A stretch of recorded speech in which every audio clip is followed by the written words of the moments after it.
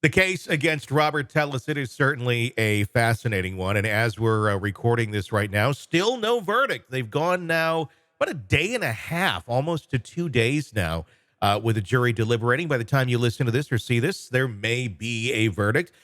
Joining me to discuss, Shavaun Scott, psychotherapist and author. I'm shocked that it's been taking this long, and I'm really kind of wondering what the verdict is going to be once it comes out. This seemed like a case with a lot of information that was not looking good for him. What on earth could be going on back there in the jury room that's taking him this long? Yeah, it was fascinating watching his testimony, his interesting hours-long narrative Yeah. of his side of the story here. Quite a sales pitch from him. And I thought at the moment, nobody could be buying any of this. But now we wonder, was this influential for somebody on the jury? I don't know. I mean, all they need is one. That's what it comes down Yeah. to. And I've said at this whole thing, I said there's no such thing as an open and shut case. As much as I thought this one was, this is taking longer than some other ones that I thought, were a little bit, more questionable. Let's take a look at some of the testimony, and I want to get your reaction. We looked at some last week from the prosecution and his narrative.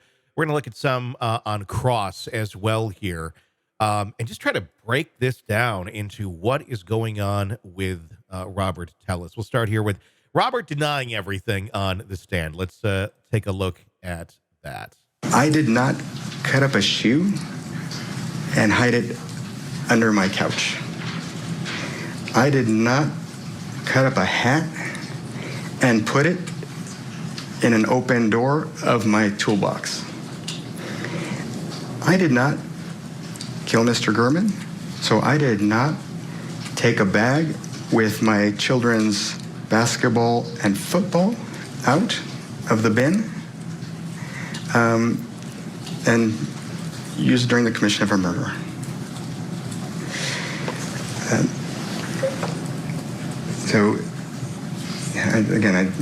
I didn't kill Mr. Gurman. I am not the kind of person who would stab someone. The objection was sustained. Okay. So, I've never beat anybody up. I've never killed anybody.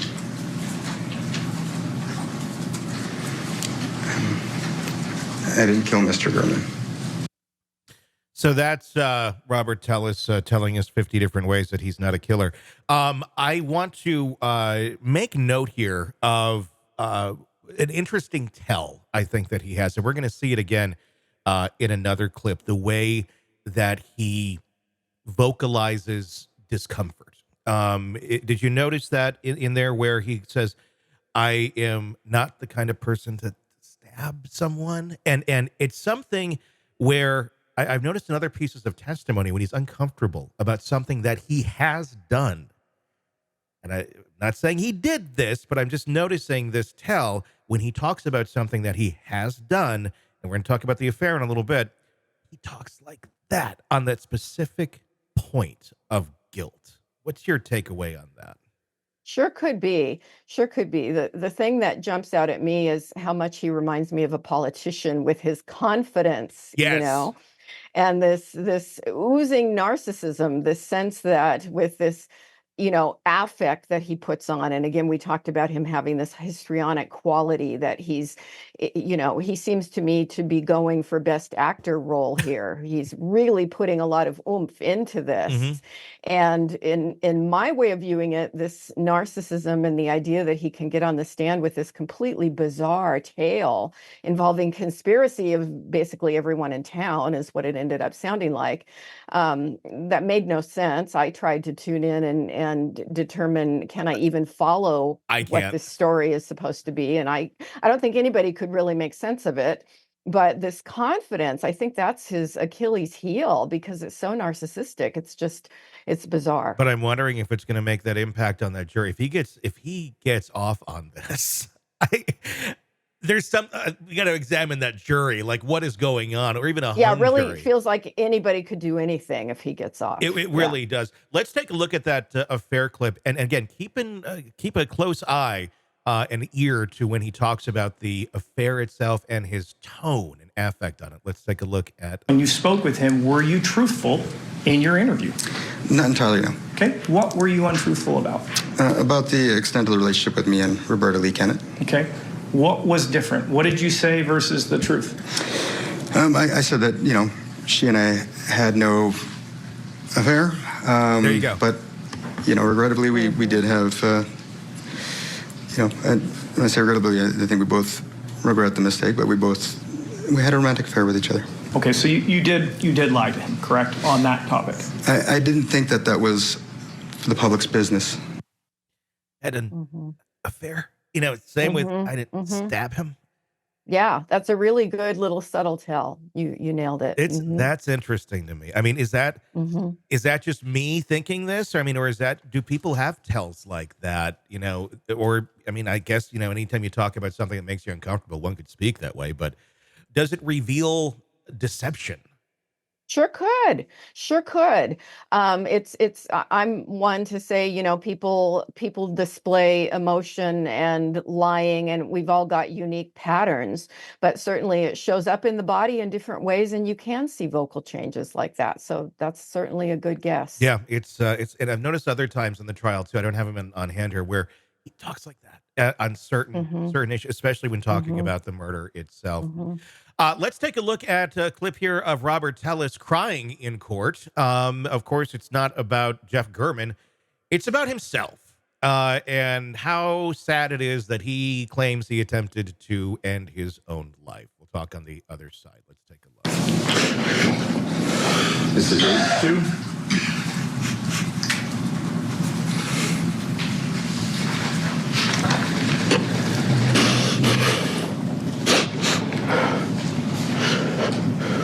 This is I2.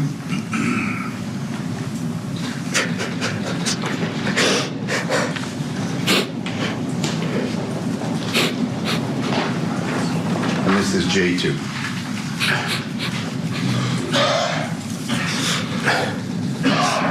So I found my wife sitting on the floor in our bedroom in the middle of this mess. And so this for me was, the thing that just broke me. I'm sorry. I knew I didn't do this thing, and yet the police claim to have this evidence. They did what they did to me, and I have $1 million life insurance policy. I didn't want my family to have to go through more torture. And so I don't know what I was thinking, but I thought, you know what, if I can avoid the pain that they're going to suffer during this whole circus, and put some money into their hands to make up for me not being there, then maybe this is the thing to do. But it was, for me, never, I'm not guilty. I didn't kill Mr. German. But as you can see, I attempted suicide. There were no tears to wipe away, but he sure made sure to make it look like he was. What was your take on the crying scene? Well, again, attempt to control the narrative to gain sympathy, back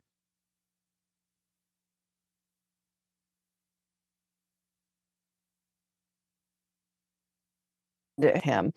So yeah, completely about him. The other thing that it brought up for me was we have the term narcissistic collapse. And sometimes when a narcissist is busted, they've been fired or their trophy wife has left them and they're suffering some sort of embarrassment or humiliation. They do go into this sense of being in extreme pain. And if you ever get one in therapy, that's when they come in, when something has gone wrong.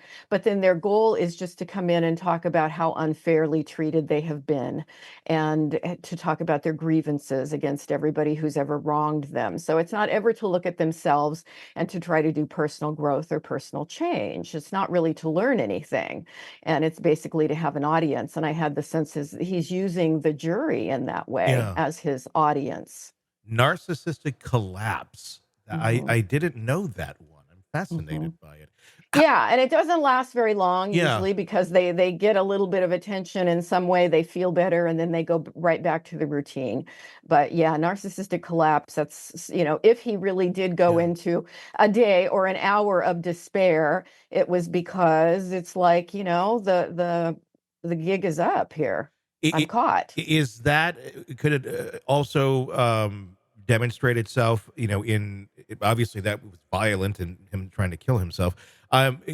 Does it also display itself in other ways as well, where maybe they do lash out at other people during that collapse once they kind of realize the jig is up and the Certainly person could. that they're feeding off of has said, "Okay, I'm done. This is no more." Yeah, and in all likelihood, the violence against Mr. Gehrman was a precursor to that Mhm. kind of collapse because, the mask was being pulled off and he was being exposed for Yeah, who he is. and Garmin was the one that was pulling that mask off.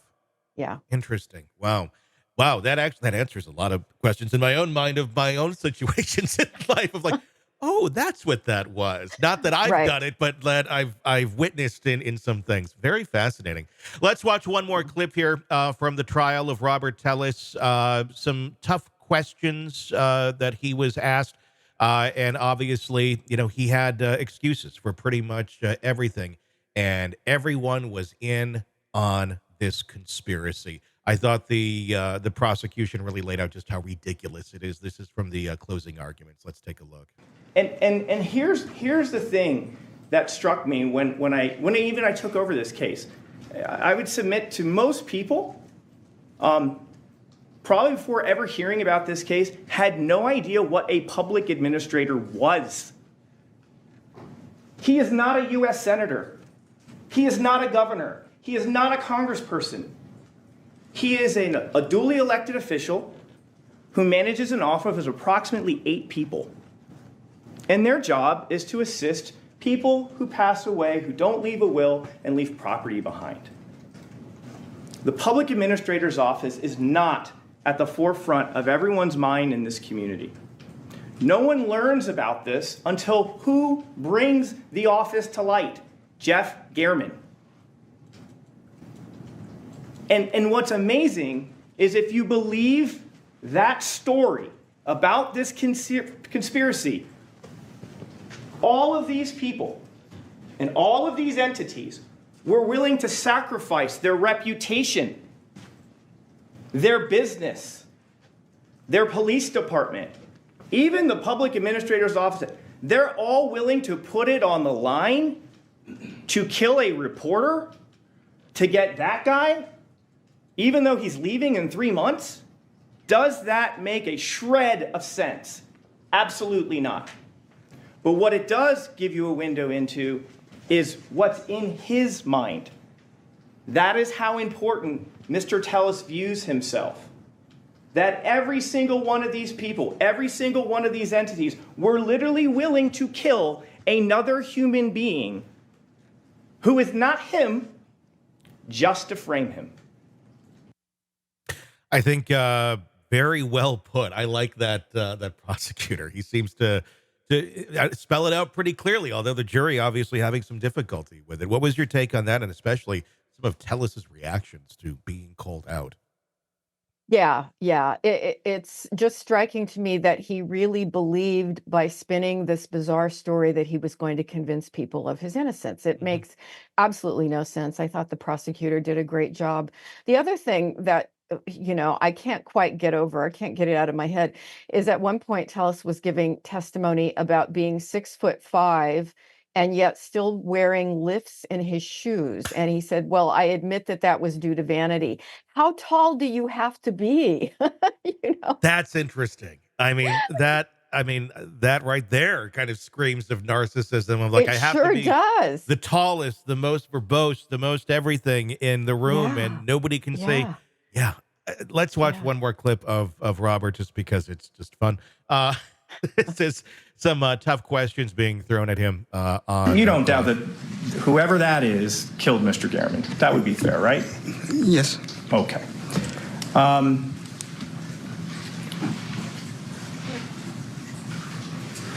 you had mentioned one of the things that struck you was you watched the autopsy, or you saw the autopsy photos, and you were struck by the violence of it, correct? No, sir.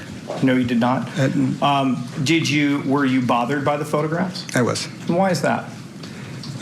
Gruesome. I'm not used to seeing dead people. Okay. I think you said it was ugly. Is that correct? I may have. All right.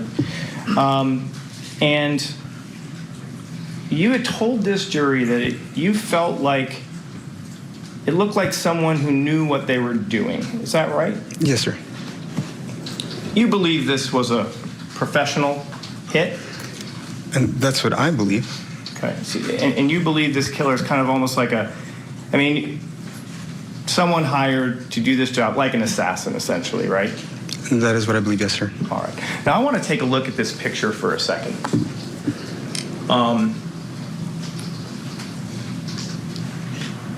The assassin seems to be wearing a giant sun hat.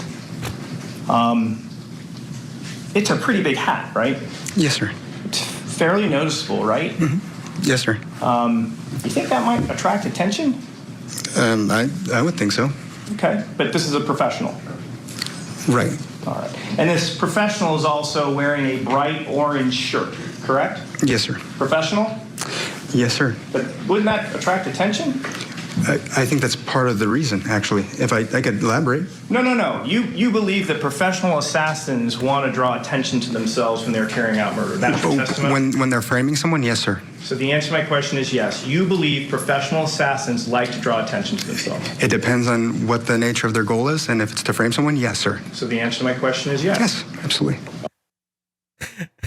Professional assassins want to attract attention when they're trying to frame someone.